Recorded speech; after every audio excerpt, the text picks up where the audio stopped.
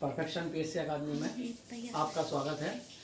आज नया लेक्चर लेकर मैं प्रस्तुत हुआ हूँ। सुप्रीम कोर्ट के क्या कार्य हैं, उच्चतम न्यायालय के क्या क्या काम है, उच्चतम न्यायालय क्या क्या कार्य करता है। तो उच्चतम न्यायालय के या सुप्रीम कोर्ट के मुख्यतः 8 काम होते हैं।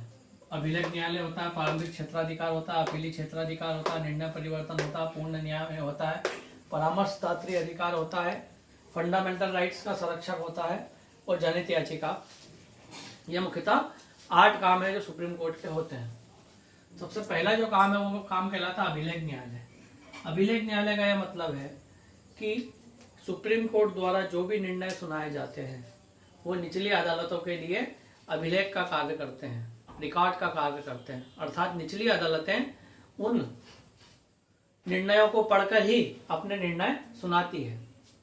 ठीक है, अर्थात निचली अदालत या लोअर कोर्ट जो होती हैं उनके लिए निर्णय का आधार क्या होता है, सुप्रीम कोर्ट के डिसीजन होते हैं। अर्थात सुप्रीम कोर्ट के डिसीजन एक प्रकार से अभिलेख का कार्य करेंगे, रिकॉर्ड का काम करेंगे, एक किताब का काम करेंगे निचली अदालतों के लिए, जिनको पढ़कर वह क्या करेगी, निर्णय सुनाएगी। जैसे सेम बात पर निर्णय सुप्रीम कोर्ट सुना चुका है, ठीक है, ऐसी स्थिति में वो बात उसी तरीके का वाद यदि लोअर कोर्ट में आता है तो लोअर कोर्ट उस वाद में जो निर्णय हुआ उस आधार पर क्या करेगी, निर्णय सुना सकती है। जैसे सायरा बानो केस में जैसे ट्रिपल तलाक को अवैध घोषित कर दिया गया है, तो अब कोई मामला आता है तो निचली अदालतें क्या करेंगी, सायरा बानो केस का हवाला देते हुए ट्रिपल तलाक वाले केस में क्या कर देगी, निर्णय सुना देगी। तो अर्थात सुप्रीम कोर्ट के डिसीजन निचली अदालतों के लिए क्या काम कर रहे हैं, रिकॉर्ड का काम कर रहे हैं। अगला आता है आपका प्रारंभिक क्षेत्राधिकार, और रिकॉर्ड का भी काम करते हैं। इसके अलावा सुप्रीम कोर्ट के डिसीजन की अवमानना भी नहीं होना चाहिए। एक बार सुप्रीम कोर्ट ने जो डिसीजन सुना दिया है उसकी यदि अवमानना हुई तो अवमानना के लिए सुप्रीम कोर्ट को दंड देने का भी क्या है, अधिकार है। ठीक है, वो सिविल मामलों में भी हो सकता है और दंडिक मामलों में भी हो सकता है। अर्थात अभिलेख न्यायालय के अंतर्गत जो भी अभिलेख निर्णय के रूप में सुप्रीम कोर्ट में सुरक्षित है उसके अगेंस्ट सुप्रीम कोर्ट को दंड देने का अधिकार है। अर्थात उस निर्णय के विरुद्ध यदि कोई अवमानना करता है, उसको मानने से इनकार करता है, तो सुप्रीम कोर्ट को दंड देने का क्या है, अधिकार है। अगला आता है आपका, ये संविधान का अनुच्छेद किसमें है, 129 में। यदि अति लघु उत्तरी में सवाल आता है मुख्य परीक्षा में तो आप क्या लिखोगे, अभिलेख न्यायालय सुप्रीम कोर्ट का क्या है, एक कार्य है जो अनुच्छेद 129 में वर्णित है, जिसके तहत अभिलेख न्यायालय अर्थात सुप्रीम कोर्ट के दिए गए निर्णय निचली अदालतों के लिए अभिलेख का, रिकॉर्ड का क्या करते हैं, काम करते हैं, जिसके आधार पर निचली अदालतें अपने निर्णय सुनाती है। ये आपका हो गया अति लघु उत्तरी में। अगला है आपका प्रारंभिक क्षेत्राधिकार। प्रारंभिक क्षेत्राधिकार का मतलब यह है कि कौन से मामले जो हैं सुप्रीम कोर्ट में जा सकते हैं और कौन से मामले नहीं भी जा सकते हैं। अर्थात उसका क्षेत्राधिकार क्या है। तो यदि विवाद हुआ संघ का राज्य के साथ या संघ का राज्यों के साथ, राज्यों का राज्यों के साथ हुआ, तो इसी स्थिति में जो विवाद है कहाँ जाएंगे, वो निर्णय के कहाँ पर उसका सुनवाई होगी, तो उसकी सुनवाई होती है आपकी सुप्रीम कोर्ट में। अर्थात संघ या केंद्र सरकार का मामला यदि राज्य सरकार के बीच के मध्य चल रहा है, या केंद्र सरकार तथा राज्यों के मध्य विवाद चल रहा है, या राज्यों और राज्यों के मध्य विवाद की स्थिति आ रही है, तो ऐसी स्थिति में सुनवाई कहाँ होगी, आपकी सुप्रीम कोर्ट में होगी। और कौन से उसके अधिकार क्षेत्र में नहीं आते, तो आर्टिकल 263 नदी जल विवाद जो है, क्या है, नदी जल विवाद, इसके लिए आर्टिकल 262 में अलग से ट्रिब्यूनल की स्थापना की गई। अलग से ट्रिब्यूनल अर्थात न्यायाधिकरण की स्थापना की गई है। अर्थात 2 या 2 से अधिक राज्यों के मध्य यदि नदी जल विवाद हो जाता है तो वो मामले ना तो हाई कोर्ट में जाएंगे, ना वो मामले सुप्रीम कोर्ट में जाएंगे, ना सेशन कोर्ट में जाएंगे। उसके लिए अलग अलग से ही क्या बना दिया गया है, ट्रिब्यूनल बना दिया गया है।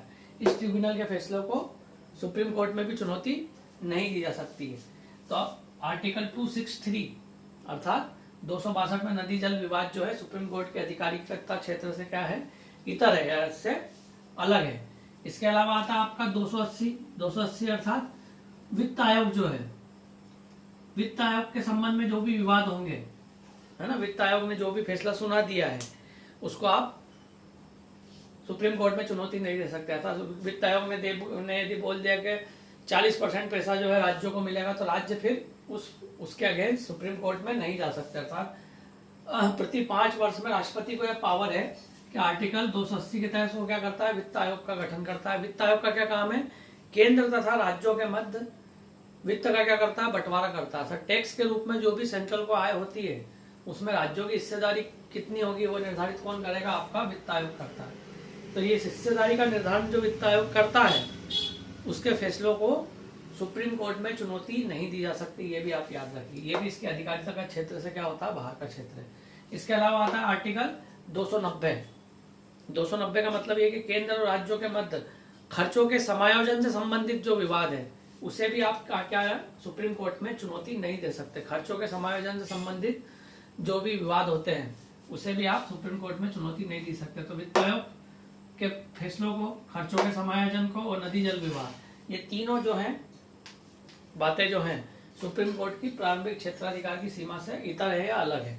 इसके लिए आप अलग से व्यवस्था की गई है संविधान में, ठीक है। फिर अगला क्या है, अपीली क्षेत्राधिकार। अपीली क्षेत्राधिकार का मतलब ये होता है कि यदि सेशन कोर्ट ने फैसला सुना दिया तो उसको आप चुनौती कहाँ दे सकते हो, हाई कोर्ट में दे सकते हो। यदि हाई कोर्ट ने फैसला सुना दिया तो हाई कोर्ट के फैसलों को आप सुप्रीम कोर्ट में क्या दे सकते हो, चुनौती दे सकते हो। 24 जो आपके हाई कोर्ट है देश में, वो कोई भी यदि फैसला सुनाते हैं न्यायिक उसमें क्रिमिनल ऑफेंस में या सिविल ऑफेंस में, तो उन फैसलों के विरुद्ध आप सुप्रीम कोर्ट में क्या कर सकते हो, आर्टिकल 132 के तहत क्या कर सकते हो, अपील कर सकते हो। अति लघु उत्तरी में भी ये सवाल आ सकता है आपका कि अपीली क्षेत्राधिकार क्या है, तो आप क्या लिखोगे, संविधान के अनुच्छेद 132 के तहत सुप्रीम कोर्ट का यह काम है जिसके तहत हाई कोर्ट के निर्णय को सुप्रीम कोर्ट में क्या दी जा सकती है, चुनौती दी जा सकती है। इसको आप अति लघु उत्तरी में भी इस प्रकार हल कर सकते हो। फिर अगला आता है आपका निर्णय परिवर्तन। निर्णय परिवर्तन का मतलब एक बार यदि फैसला सुना दिया सुप्रीम कोर्ट ने तो फिर उसको बदला नहीं जा सकता। सुप्रीम कोर्ट के फैसलों को बदला नहीं जा सकता। वो सुप्रीम कोर्ट अपने फैसले किस आधार पर बनती है, जब उस फैसले के विरुद्ध कोई दूसरा वाद दाखिल किया जाता है, जब जाकर निर्णय परिवर्तित हो सकता है। अर्थात सुप्रीम कोर्ट ने यदि एक बार फैसला सुना दिया तो फिर वो फाइनल हो जाता है। उस बात को यदि बदलना हो तो या तो संसद से क्या करो, आप अधिनियम पारित करके उस बात में जो निर्णय दिया गया उसे आप पलट दो, जैसे साहबानो केस में हुआ था 1986 में। उसी प्रकार या फिर आप क्या कर सकते हो, निर्णय परिवर्तन के लिए करते हो उस वाद के विरुद्ध कोई दूसरा वाद लेके आ जाओ। जैसे केशवानंद, जैसे गोलकनाथ वाद हुआ था 1967 में। कौन सा वाद, 1967 में वाद हुआ था गोलकनाथ वाद। तो गोलकनाथ वाद में यह निर्णय आया न्यायालय का कि संसद जो है फंडामेंटल राइट्स में कमी नहीं कर सकती, अर्थात नागरिकों के मौलिक अधिकार में कोई कमी नहीं कर सकती है। तो इस निर्णय के विरुद्ध केशवानंद भारती वाद आया। इस निर्णय के विरुद्ध फिर क्या आया, केशवानंद भारती आया 1977 में। इसमें बोला गया गोलकनाथ में कि फंडामेंटल राइट्स में किसी तरह का कोई चेंज आप नहीं कर सकते। किसमें बोला गया, 1967 में। लेकिन केशवानंद भारती वाद में कहा गया कि अब फंडामेंटल राइट्स में क्या कर सकते हो, चेंज कर सकते हो, बशर्ते संविधान का मौलिक ढांचा उससे प्रभावित ना होता हो। तो ये निर्णय को पलटा गया किसके द्वारा, गोलकनाथ वाद को पलटा गया किस बात के द्वारा, केशवानंद भारती के द्वारा। अर्थात फंडामेंटल राइट्स में भी परिवर्तन किया जा सकता है बशर्ते संविधान का मौलिक ढांचा उससे प्रभावित ना होता हो। तो मौलिक ढांचा आप किससे बोलोगे, फिर बात उठी कि आखिर मौलिक ढांचा पता कैसे चलेगा कि संविधान का मौलिक ढांचा क्या है। तो इस केशवानंद भारती वाद में ही कहा गया कि संविधान का मौलिक ढांचा समय समय पर जो विवाद आएंगे उसका निर्धारण न्यायालय में न्यायाधीश करेंगे कि संविधान का मौलिक ढांचा क्या है। तो मौलिक ढांचे में आप बड़ी बड़ी बातें मान सकते हो, जैसे आपके फंडामेंटल राइट्स है, नीति निर्देशक तत्व है ना, राष्ट्रपति की शक्तियां हैं, केंद्र सरकार की शक्तियां हैं। तो ये एक प्रकार से क्या है, आपके फंडामेंटल क्या है, मौलिक ढांचा है संविधान का। इस मौलिक ढांचे में आप परिवर्तन नहीं कर सकते, अदरवाइज संविधान के सभी पार्टों में क्या कर सकते हो, परिवर्तन कर सकते हो। किसमें बोला गया, केशवानंद। गोलकनाथ में मना कर दिया, तो इस निर्णय को परिवर्तित कैसे किया गया, दूसरा वाद लाके। अदरवाइज इस निर्णय को बदलना हो तो एकदम नहीं बदल सकती सुप्रीम कोर्ट। यदि निर्णय को बदलना हो तो उसके अगेंस्ट आपको क्या करना पड़ेगा, वाद लाना पड़ेगा। ठीक है, तो ये कहलाता है आपका निर्णय परिवर्तन। उसके बाद आता है आपका पूर्ण न्याय। पूर्ण न्याय का मतलब यह है कि सुप्रीम कोर्ट यदि एक बार निर्णय सुना देती है तो ऐसा नहीं कि निर्णय सुनाने के पश्चात सुप्रीम कोर्ट का काम क्या हो गया, समाप्त हो गया। सुप्रीम कोर्ट का काम जब तक समाप्त नहीं होता, जब तक पीड़ित को न्याय नहीं मिल जाता है, जब तक न्याय पूर्ण नहीं हो पाता है, जब तक उसका काम समाप्त नहीं होता। ऐसा नहीं होता है कि 4 पेज का डिसीजन सुना दिया गया और पीड़ित को कोई न्याय नहीं मिला। जब तक पीड़ित को न्याय नहीं मिला, हो सकता है पीड़ित को मुआवजा देना हो, मुआवजा मिला ही ना, तो व्यक्ति फिर कहाँ जा सकता है, सुप्रीम कोर्ट जा सकता है। ऐसा भोपाल गैस पीड़ितों वाला मामला चल रहा है। उपहार सिनेमा नई दिल्ली का कांड था, जिसमें सुप्रीम कोर्ट ने डिसीजन दे दिया था कि जितने भी पीड़ित हैं या जो मृत व्यक्ति है उनको इतना मुआवजा दिया जाए, लेकिन नहीं दिया गया। तो फिर परिवार के लोग सुप्रीम कोर्ट में गए और मुआवजा को क्या किया गया, प्राप्त किया गया। अर्थात जब तक व्यक्ति को पूर्ण न्याय नहीं मिलता, जब तक सुप्रीम कोर्ट का काम खत्म नहीं होता, अर्थात डिसीजन देने के बाद भी सुप्रीम कोर्ट की जिम्मेदारी होती है कि व्यक्ति को न्याय मिला है कि नहीं मिला है। तो पूर्ण न्याय का क्या होता है कॉन्सेप्ट, सुप्रीम कोर्ट के हर कोर्ट में लागू होता है सुप्रीम कोर्ट का। अगला है आपका परामर्शदात्री अधिकार। परामर्शदात्री अधिकार का मतलब यह है कि सुप्रीम कोर्ट का जो मुख्य न्यायाधीश होता है वो राष्ट्रपति को विधिक मामले में क्या दे सकता है, सलाह दे सकता है। यदि राष्ट्रपति को विधिक मामलों में सलाह की आवश्यकता है तो सुप्रीम कोर्ट के मुख्य न्यायाधीश से क्या कर सकता है, वो सलाह ले सकता है। लेकिन उस सलाह को मानने के लिए राष्ट्रपति बाध्य नहीं है। समय समय पर कई बार जो है परामर्शदात्री अधिकार के तहत सुप्रीम कोर्ट के न्यायाधीश ने क्या किए, राष्ट्रपति को क्या दिए, सलाह दिए। जैसे दिल्ली विधि अधिनियम है, बेरूबरी अधिनियम है, समुद्री सीमा अधिनियम है, 1974 का राष्ट्रपति निर्वाचन है, कावेरी जल विवाद है, 1998 का विशेष निर्देश नियुक्ति आदेश है, जम्मू कश्मीर वाला मामला है, गुजरात विधानसभा के निर्वाचन का मामला है। ऐसे कई मामले जो है उसमें परामर्शदात्री अधिकार के तहत राष्ट्रपति को सुप्रीम कोर्ट के मुख्य न्यायाधीश ने क्या दिए, सलाह दी। कई बार चुनाव कराने के मामले पे भी राष्ट्रपति क्या करता है, सुप्रीम कोर्ट के न्यायाधीश से क्या लेता है, सलाह लेता है। कई मामले आते हैं, लेकिन उन सलाह को मानने के लिए वो बाध्य नहीं है। फिर उसका मतलब अगला है फंडामेंटल राइट्स का रक्षक, अर्थात मौलिक अधिकारों का क्या है, रक्षक है। अनुच्छेद 32 के तहत सुप्रीम कोर्ट का अधिकार है कि 5 तरीके की रीट जो है वो आप लगा सकते हो, जो मैं पहले भी आपको समझा चुका हूँ। बंदी प्रत्यक्षीकरण, परमादेश, अधिकार प्रश्न, प्रतिषेध और लास्ट है आपका उत्प्रेषण।